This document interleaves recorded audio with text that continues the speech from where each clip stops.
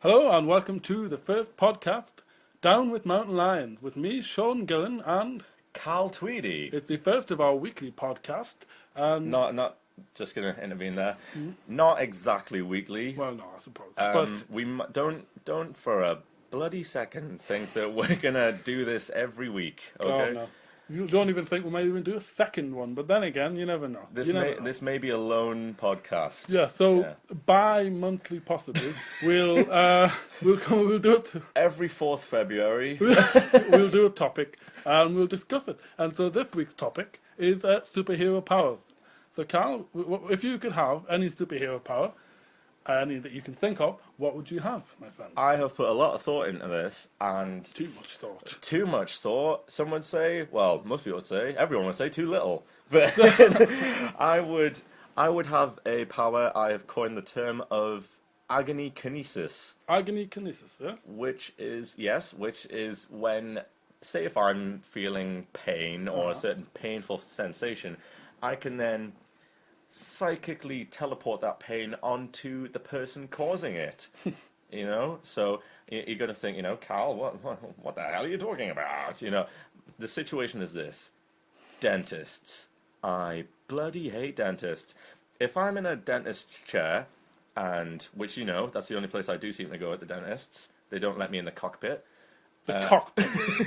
Yeah. The dentist cockpit. Where do you go to your dentist? The RAF base? Yeah, the dentistry cockpit. Did the dentist say that to you to make it seem cooler before you stick the drill in you? as if the drill in my mouth wasn't cool enough. Yeah. Do you want to get in the cockpit, Carl? There's the memory repressed. But I would inflict the pain that dentists give to me, because dentists will often say to you, stop squirming, stop screaming, let go Stop of bleeding. her, let go of her. I'm being as gentle as I can. You're only with wasting your own time. Right, that is bollocks. That is total grade A NHS bollocks. I think if I was to tell him and he was to know that the pain was going straight from me to him, he would be surprisingly gentle. He or she, in the world we live in now. Yeah, and men or women can be dentists, that is true. Fentists.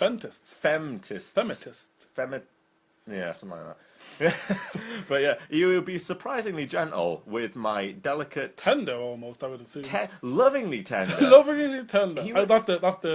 That's an Elvis song, isn't it? Lovingly tender. That dentist would be almost erotically charged with good workmanship in my mouth. Well, as soon as he's hoovering up all that saliva, I'm sure there are all sorts of thoughts running through his mind. All sorts of thoughts running through your mind. About how tender he's going to have to be. Because you're basically saying you're going to pass the pain on to him by causing you. It's more... Hence, agony kinesis. It's more like... blackmail. It's more. It's blackmail. How is it blackmail? You're not asking him to do something unless you do something. Well, it's more like, well, not blackmail. Maybe it's more like hostage taking of nerve cells. I'm a sensation terrorist. A sensation terrorist. That would be my superhero. You've got a trip to the dentist. You're thinking, oh God, I might get a root canal or whatever. I might need a filling. I might need a mouthwash. Anything, right? Yeah. You go along. You think, oh, he's gonna stick his finger in my mouth. He's gonna put a tool in my mouth. He's gonna put a hoover in my mouth. Yeah. Everything's gonna go in there. Yeah. And you think, I'm gonna pass the pain he causes me onto him. Yes. He goes in. Ooh. Drilled you a bit. Oh, he feels it. Oh, he feels it. And then it becomes an erotically charged encounter. He's tender. He's gentle. Yes. You're lying there. You're crying, possibly. Loving it. Loving it, of course. His assistant's looking on, worried, about to press the emergency alarm button. Which every dentist has in their cockpit. Every dentist has in their cockpit, exactly. Right? And then... In case of sensation terrorists. In case of sensation terrorists, precisely. And then you become, exactly as you say, you've took him hostage. Because he has to finish the job in your mouth. Hence he loses his dentist title. His champion of dentist title belt. Yes. That he's no doubt wearing. Oh, they all have to wear it. They all have to wear their wrestling style belts. I don't think any good superhero has the word terrorist in their title. So no, I think you're wrong. I think the other way around. I don't think you're a good superhero unless you're a terrorist in some form. Ah. So, I mean, Superman, for example, he's some say the greatest superhero of them all. Yes. But he only ever stayed in one city. Very true. Why was that?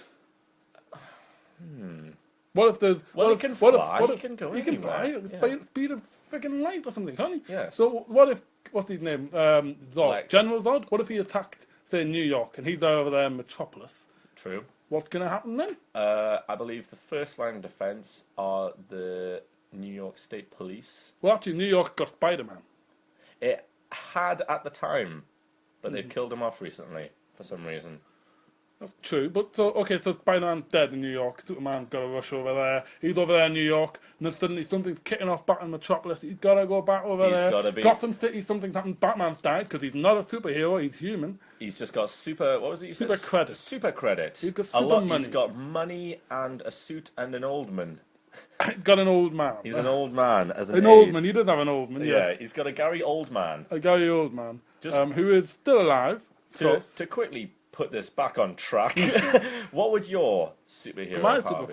superpower. Well, as we were saying the other day, superpowers are regularly used in a perverted way. Yes. Like, sneaking into women's locker rooms, invisible, or Or fly. men's. What? Or men's Or locker men. It rooms. does depend on the sexual orientation of the superhero in question. Yes.